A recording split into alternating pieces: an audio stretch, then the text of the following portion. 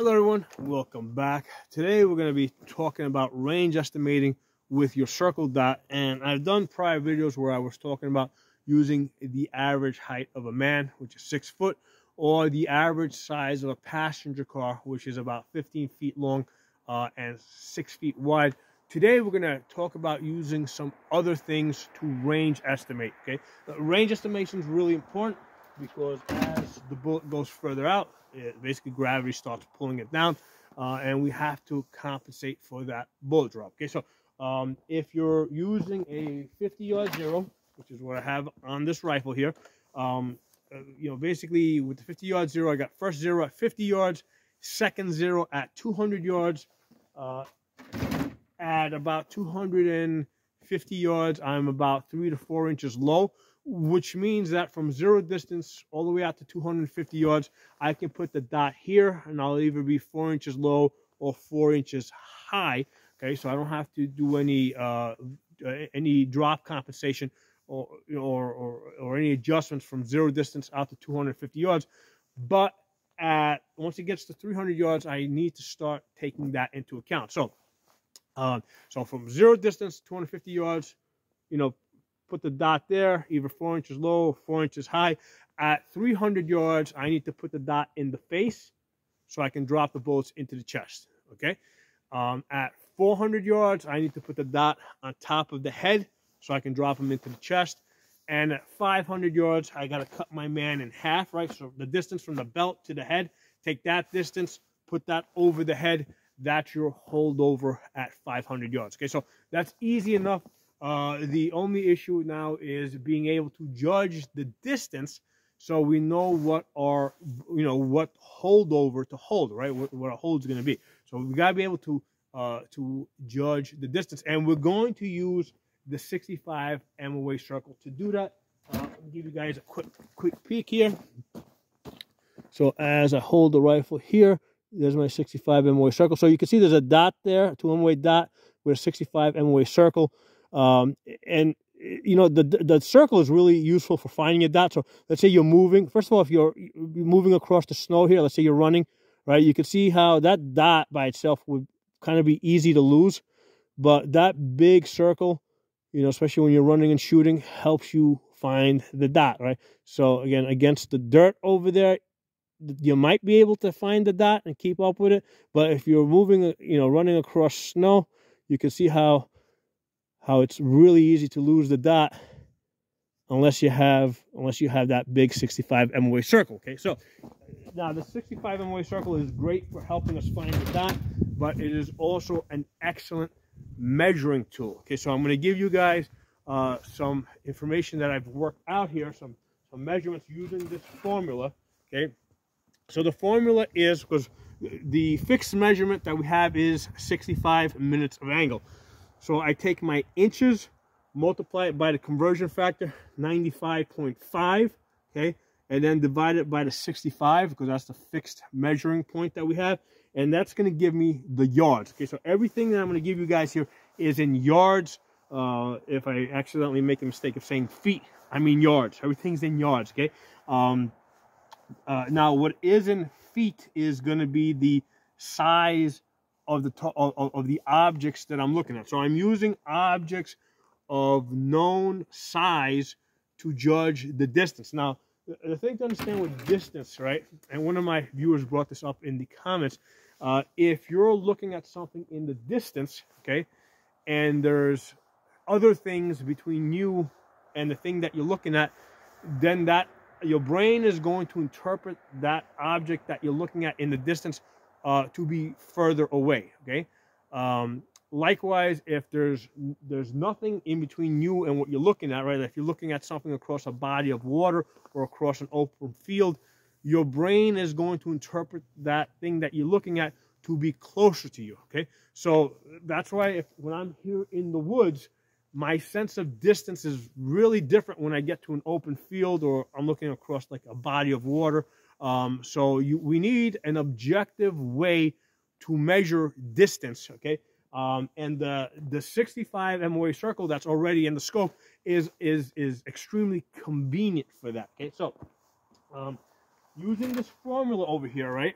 using some objects of known size. So the most large commercial airplanes, right, like Boeing 747s or 787s, right?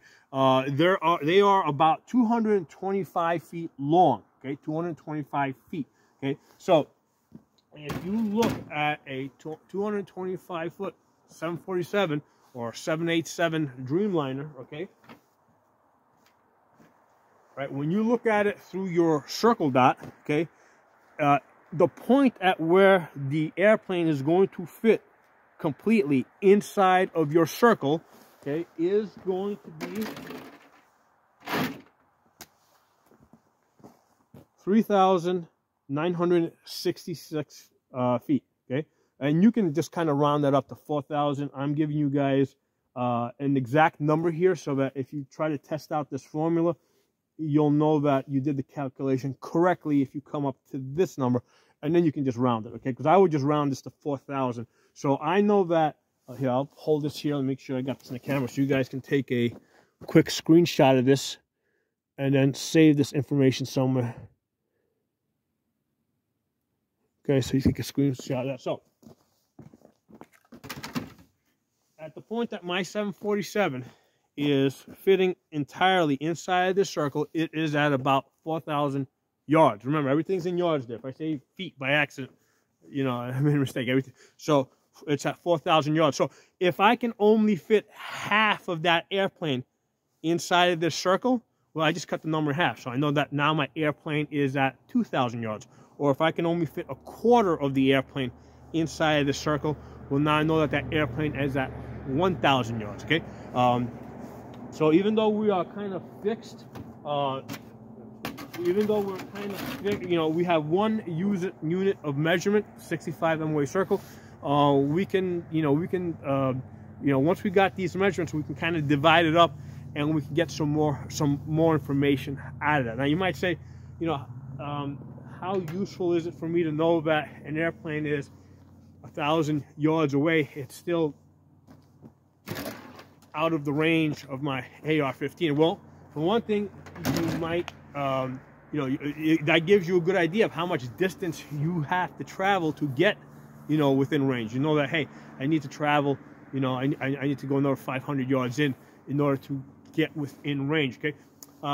But again, if you're looking at a large airplane in an open field, right, it's very easy to get confused with that airplane, you thinking that airplane is at, let's say, 400 yards, when in fact it's at 2,000 yards, right? So that's why we need an objective measurement to judge the distance, and the 65 MOA circle does that for you, right? So over here, we were talking about a large commercial airplane, 747, 787, 40 windows. That's a good way to quickly determine how big your airplane is, because the large ones are usually going to have 40 windows. The smaller ones, the ones that are about 150 feet to 175 feet, they usually have about 20 windows on one side, right? So when you're looking at it from the side, you can tell the difference whether you're looking at 40 windows or you're looking at 20 windows, right? So if you're only seeing about 20 windows, you're looking at a smaller airplane.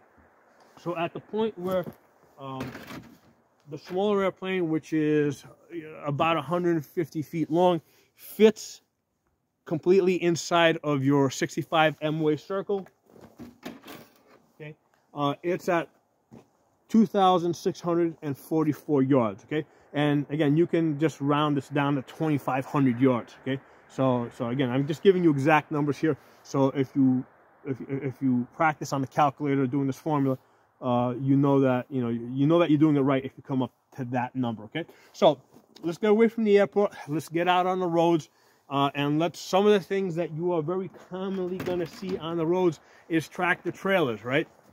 So the average tractor trailer, right? The cab with the trailer behind it is 75 feet long, okay? Which also happens to be the average length of my trees here. So this information here that I'm using for my tractor trailers also applies to the tree lines when I'm looking at it, right? The only difference is that when I'm measuring tree lines, like when I'm measuring tractor trailers, I'm going across. If I'm measuring tree lines, I'm going vertical, okay? But it's the same number. It's 75 feet. So at the point where the tractor trailer fits completely inside of my 65 MOA circle, okay, I am at 1,322 yards. Okay, and again, I would round that down to 1,300. Right. So if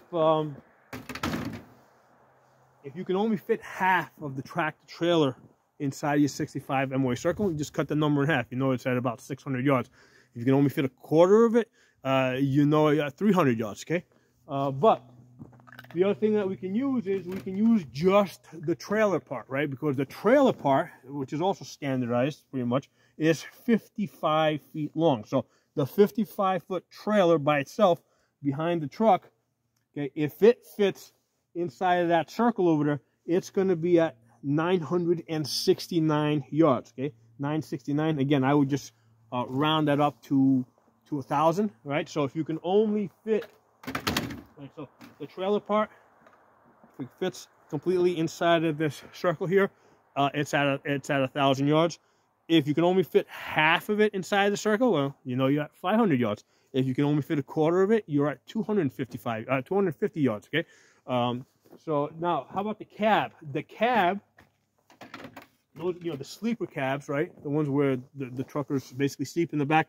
Those are 20 feet long. Okay. So at the point where the cab fits inside your 65 MOA circle, that truck is at 353 yards. Okay, so that's a, you know, 353 yards, 350, let's say 350 yards.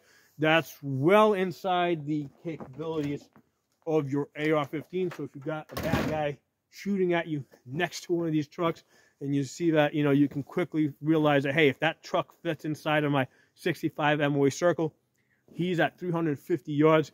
And we said earlier that if at 300 yards, you're putting the dot here to drop him into the chest. At 400 yards, we said you're putting the dot on top of the head to drop him into the chest. So he's kind of in the middle, 350 yards. So I would basically just go in the middle, right? Put it in the middle, drop him into your chest. So really useful information, right?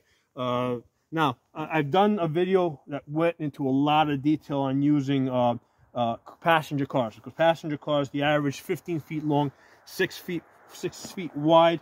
Okay, at the point where your passenger car fits inside of your circle, right? You are at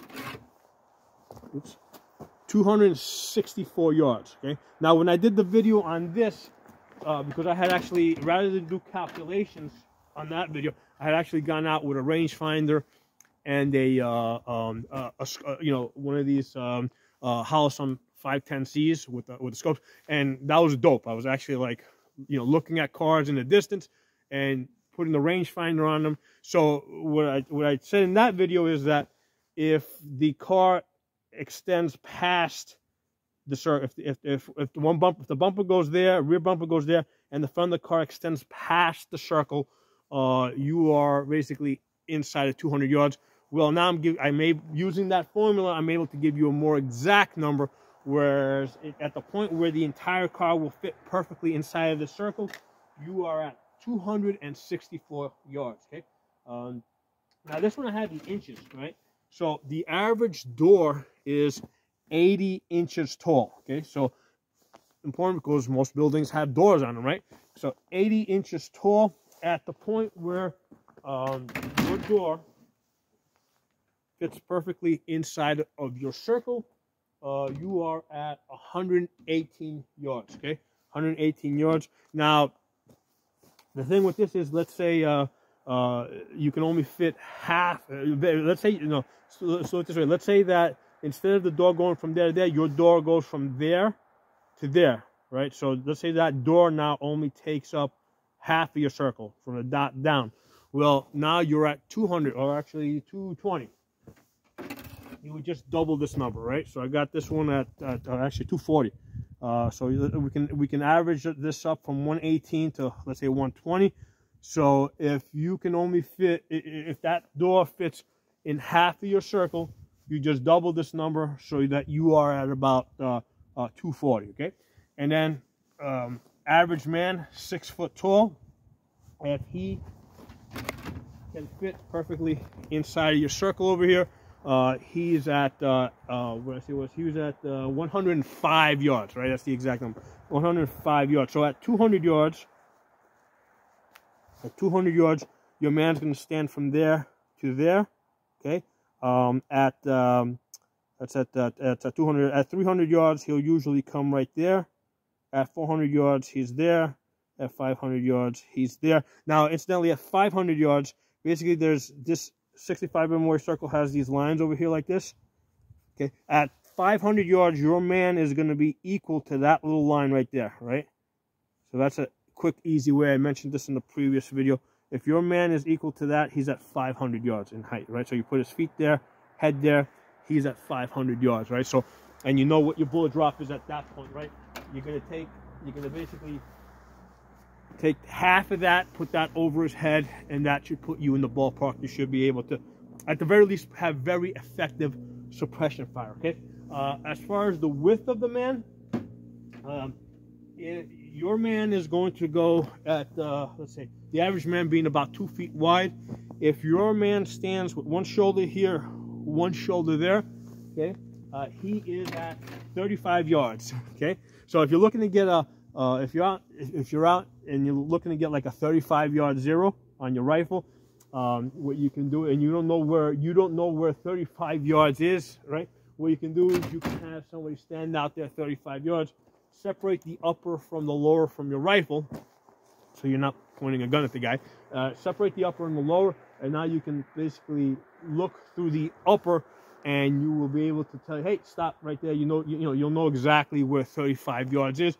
Or if you want to actually get him out to 50 yards, then what I would just do is I would basically just have his shoulders go inside the circle. So that's a good way to figure out, where you want to zero your rifle if you don't have, let's say, like a rangefinder or some way to measure 35 yards or 50 yards. Okay, so let me hold this up again. I think this is really useful information to have. Certainly interesting information. So this tells you those items over there, right? On the left, it shows you how big they are in feet. Omidor in inches, right? And then over here to the right, it shows you at what distance the entire object is going to fit inside of your 65 MOA circle, okay? So really quickly, I want to talk to you guys about the rifle setup over here. Again, I've mentioned it in other videos. I think this is an excellent rifle setup.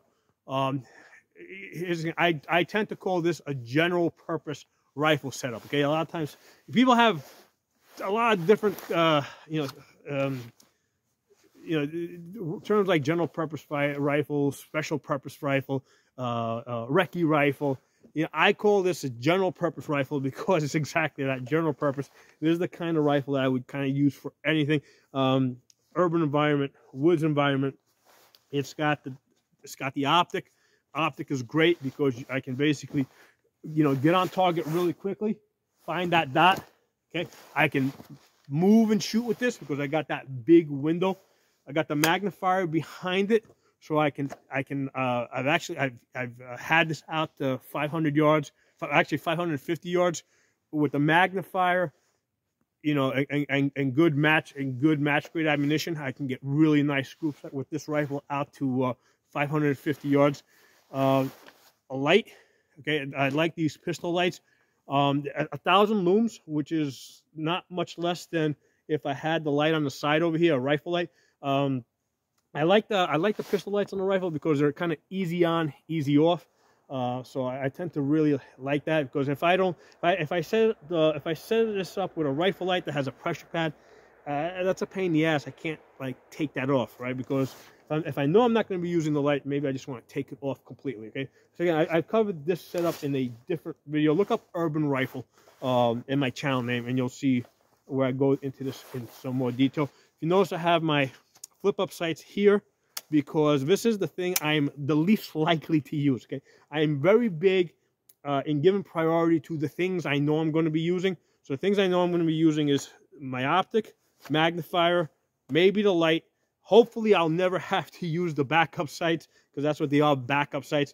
But if I needed to, you know, things can move on this rifle, right? Because as long as, like, let's say I see that my red dot is starting to do the blinky blinky, where it's telling me that the battery's dying, and I know I don't have any other batteries, well, then the magnifier is not going to be very useful to me. I can take this off, and then I can move this back here, use the red dot while I still have some battery power left to get to basically get a co-witness. And I proved this in the last video that I did on this subject. When you move this rear sight from here to back there, there's almost like very little adjustment that you need to make, okay? Because it's really a small movement. And then if you move this up from here to there, same deal. You're not going to have to make much of an adjustment.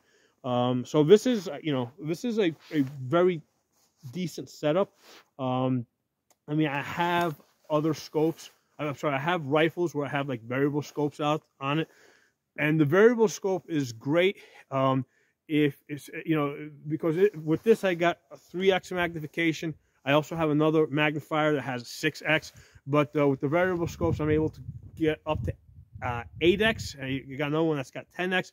So especially if I know that I'm going to be living, you know, in that, you know, shooting in that 500 to 600 yard range, then yeah, maybe it'd be nice to have that extra magnification.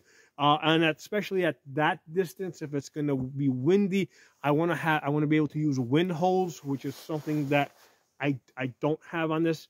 But again, that's a very specialized circumstance where I know that I'm going to be doing most of my shooting in that, you know, in that 400 yards to 600 yards. Most of the shooting I would normally expect to do, well, not even expect. Here's the thing. Let me put it this way. Somebody's a lot more dangerous to you if they're close to you, right? So I want the rifle, most of my rifles, to be set up so I can deal with an immediate threat that is close to me, right? I want to come up, get that down on target really quickly, right? Be able to move around corners. That's not so easily done with a variable scope, okay? So my idea is that I want the rifle to really excel in CQB capabilities, and I want it to have some distance shooting capabilities, but I can afford to be a little bit slower, be maybe a little, you know, maybe not as good, let's say, at distance, because the threat is a little further away from me. In CQB type environments, there's basically the circumstances are less forgiving, right? You make a mistake, a lot of times you don't get a chance to correct that mistake. Whereas if I'm a little bit off shooting at something at 500 yards, well, I'm behind cover. I can take a second shot, a third shot, a fourth shot. You can't do that so well in CQB. So if I come around the corner and you know, I don't get, let's say, proper placement with a variable scope, and I'm seeing scope shadow, you know, that can get you dead. Okay, so that's why it is more important to me that the rifle be set up for a CQB capability, and then add to that the distance shooting capability, right, rather than the reverse, right? Now, that said, let's say I think if you got, let's say, if you're working with a team of whatever, 8 people, you know, yes, now definitely I would want to have most of the guys with red dots, and then have a few guys or 1 or 2 guys with the variable scopes. Okay, so or, you know, even if I'm working alone, you know, I can have this as my main gun, and then you can have the other gun off to the side, or basically, let's say in a position, you know, in a position where you think you would likely be using it, right? You can just kind of plant it there so that it's there. But then if you're moving around, you know, use a gun like this. So anyway, I just want to explain to you guys why this is set up the way it is. You got to have a sling. Sling's really important. Retains the rifle. Well, and I love the fast loops because you can loosen it up really quickly. Because you can lift it up, do your mag changes, right? But if you're shooting standing up, tighten it up, then use the sling to brace the rifle like that. Okay, so sling's really useful like that. So hope you guys enjoyed the video. Hope you guys enjoyed this data that I put together for you guys, and I'll talk to you all soon.